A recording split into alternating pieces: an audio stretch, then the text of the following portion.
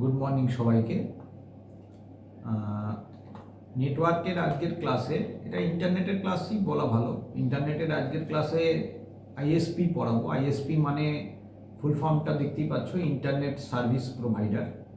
Internet service provider basically একটা সংস্থাকে বোঝায়, যে সংস্থাগুলো আমাদেরকে ইন্টারনেট প্রদান করে, ইন্টারনেট সার্ভিস প্রদান করে, তাদেরকে আমরা ইন্টারনেট সার্ভিস প্রোভাইডার বলি। ঠিক আছে?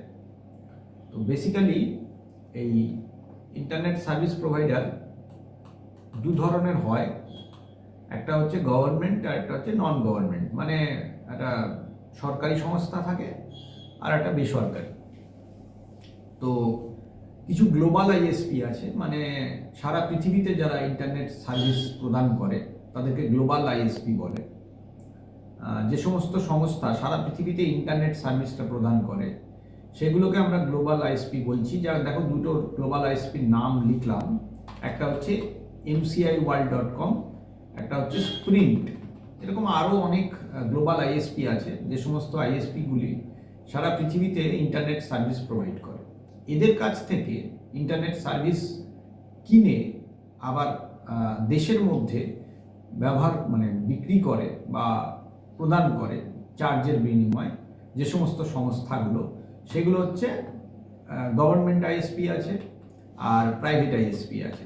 দেখো, গভর্নমেন্ট আইএসপি দুটো নাম লিখলাম, বিএসএনএল আর ভিএসএনএল। একটা হলো ভারত সঞ্চার নিগম লিমিটেড আর আরেকটা হলো বিদেশ সঞ্চার নিগম লিমিটেড। তো এগুলো গভর্নমেন্টের। এখন যদিও এগুলো ব্যবহার অনেক কমে গেছে, ব্রডব্যান্ড কানেকশান এগুলো আগে এক চিটিয়ায় ছিল, সবটাই এরাই প্রোভাইড করতো। বর্তমানে এদের ব্যবহার কমে গেছে।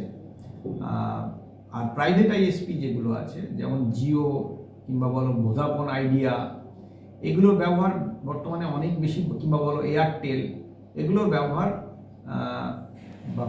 বেসরকারি যে সমস্ত ইন্টারনেট সার্ভিস প্রোভাইডার আছে তাদের বর্তমান সার্ভিস যথেষ্ট ভালো।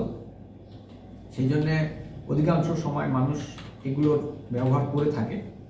কিন্তু এদের প্রধান কাজটা তোমাদের আছে, কাজটা হলো ইন্টারনেট কানেকশান যে প্রদান হয় আমাদের বাড়িতে বা অফিসে বা বিভিন্ন সংস্থাতে, সরকারি বেসরকারি সংস্থাতে, সেই সার্ভিসটা প্রদান করে মূলত আইএসপি। ঠিক আছে? আইএসপির কাছে সার্ভার থাকে, শক্তিশালী কম্পিউটার থাকে, যেখানে ইন্টারনেট সার্ভিস এরা গ্রহণ করে, করার পর আমাদের প্রাইভেট অফিস বলো বা বাড়িতে বলো, যে ইন্টারনেট পরিষেবা, সেই পরিষেবাটা এরা পৌঁছে দেয়। তো সুতরাং বুঝতেই পারছো যে আইএসপির গুরুত্ব অনেক বেশি রয়েছে, কারণ এরা যদি না থাকে তাহলে আমরা কিন্তু ইন্টারনেটের সঙ্গে যুক্ত হতে পারবো না। ঠিক আছে? এদের মোড অফ অপারেশন বেসিক্যালি দু ধরনের আছে। একটা হলো লিজ লাইন কানেকশনের মাধ্যমে করে থাকে, আর একটা হলো ডায়াল আপ কানেকশনের মাধ্যমে করে থাকে। তো লিজ লাইন আর ডায়াল আপ কানেকশন কি, সেগুলো পৃথকভাবে ক্লাসে করাবো আমি, অন্য ক্লাসে। তো আপাতত এইটুকু জেনে রাখো যে একটা হলো ব্রডব্যান্ড কানেকশন, মানে আমরা যেরকম তারের মাধ্যমে কানেকশন নিয়ে থাকি, সেইটা একটা হয়। শুধু ওই তারটা, যেরকম কেবল টিভির ধরো তার ব্যবহার হচ্ছে, সেরকম একটা ইন্টারনেটেরও তার ব্যবহার হয়। তো ওই তারটা শুধুমাত্র ইন্টারনেট সার্ভিস প্রোভাইড করার জন্যই ব্যবহার হয়। তো সেটাকে আমরা লিজ লাইন কানেকশন বলে থাকি। এটা একটা পদ্ধতি।